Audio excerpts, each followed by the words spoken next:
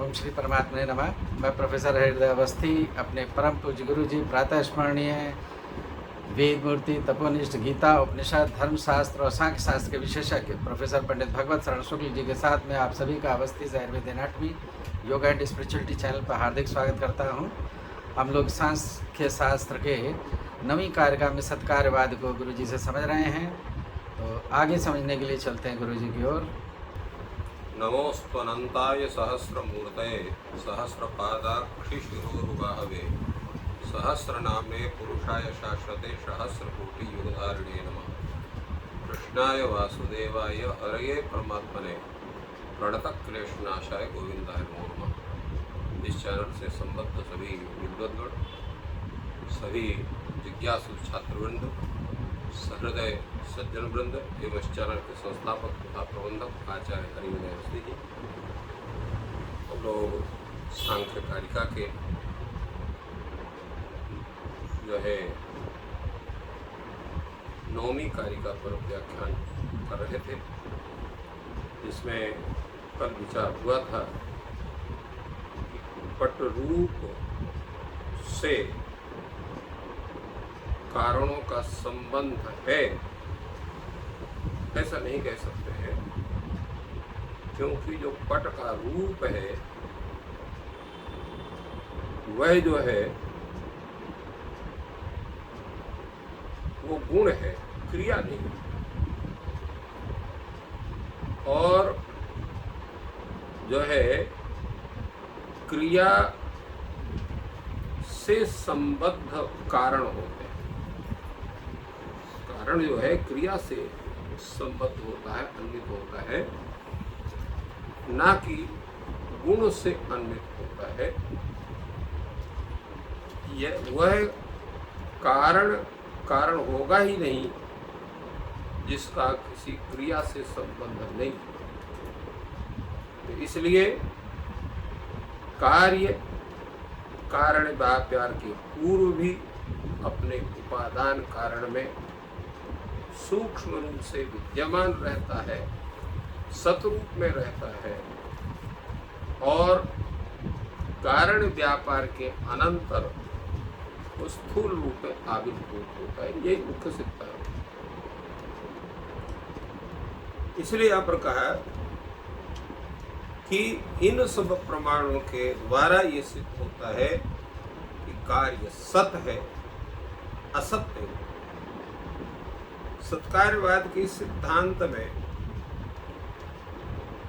जो है तार्किकों के, सांख्य के सत्कार्यवाद के विरुद्ध अनेक आक्षेप उठाए गए। यदि कारण व्यापार के पूर्व कार्य विद्यमान रहता है तो फिर कारण व्यर्थ हो जाएगा, और यदि कार्य उसके पूर्व अविद्यमान या असत रहता है तो इससे एकमात्र यही निष्कर्ष आता है कि असत ही कार्य कारणों से उत्पन्न होता है। इसका यद्यपि कोई समुचित उत्तर उक्त ग्रंथ से यद्यपि उतना स्पष्ट नहीं आ रहा है, परंतु इस पर अनेक विचार व्याख्याकारों के द्वारा हुआ है। और एक व्याख्याकार है किरणावली टीकाकार, वो कहते हैं कि सभी वस्तुओं में जो सत्व है वो 2 प्रकार का होता है, एक सूक्ष्म होता है और एक स्थूल होता है, और ये दोनों आपस में अविरुद्ध रहते हैं।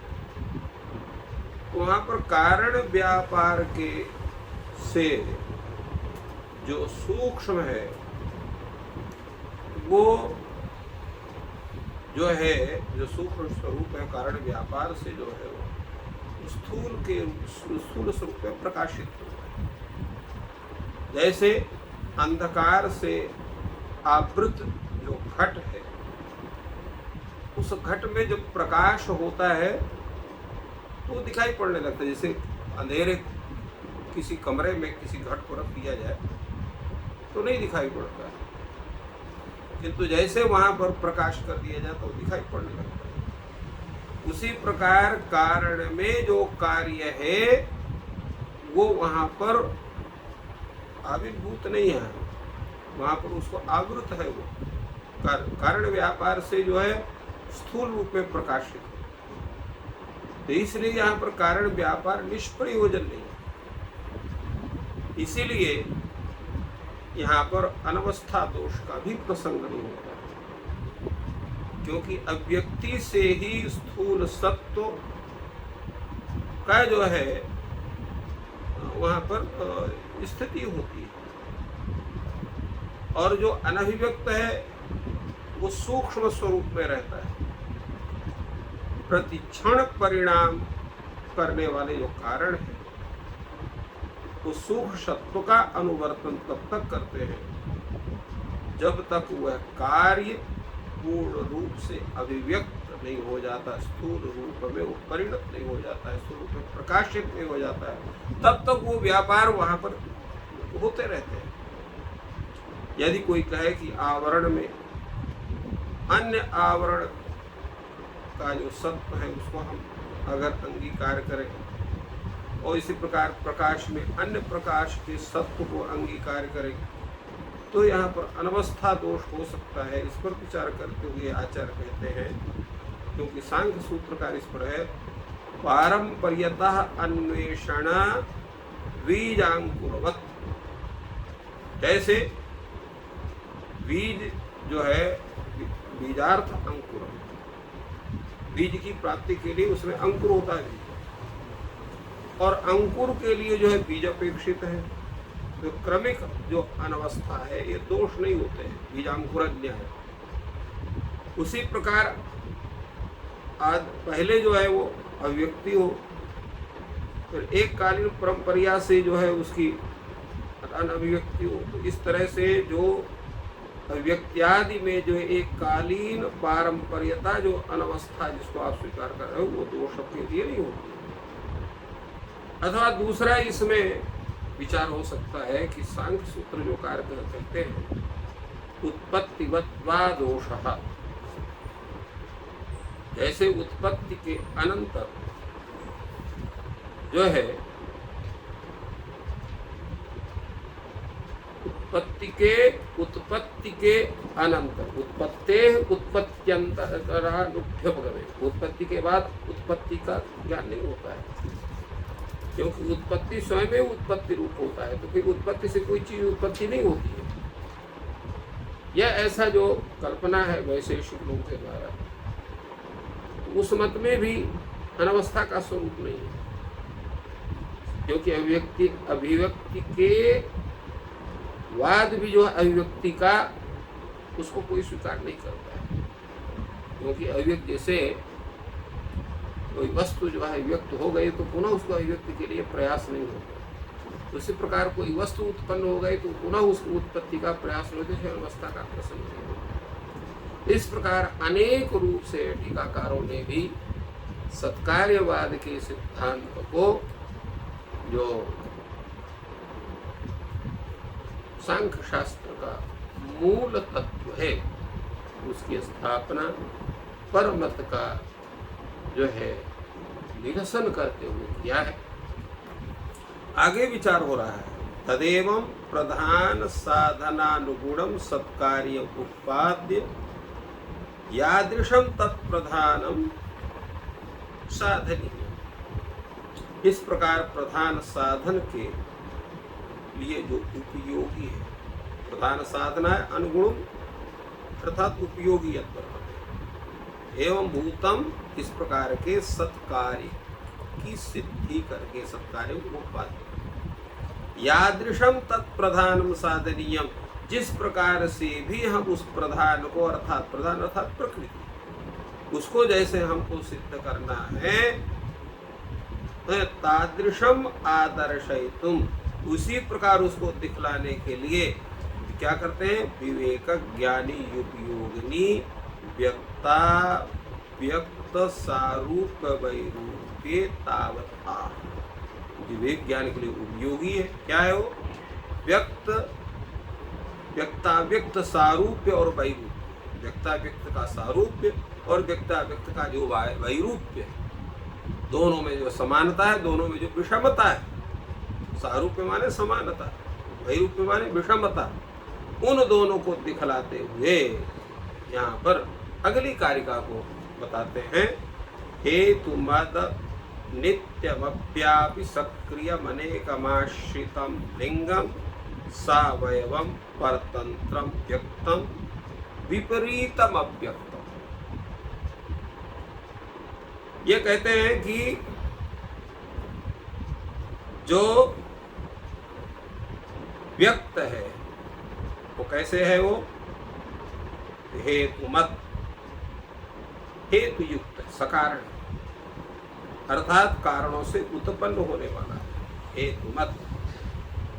और कैसा है वो, तो अनित्य, वो अनित्य है, अनित्य अर्थात विनाशी, उसका विनाश होता है।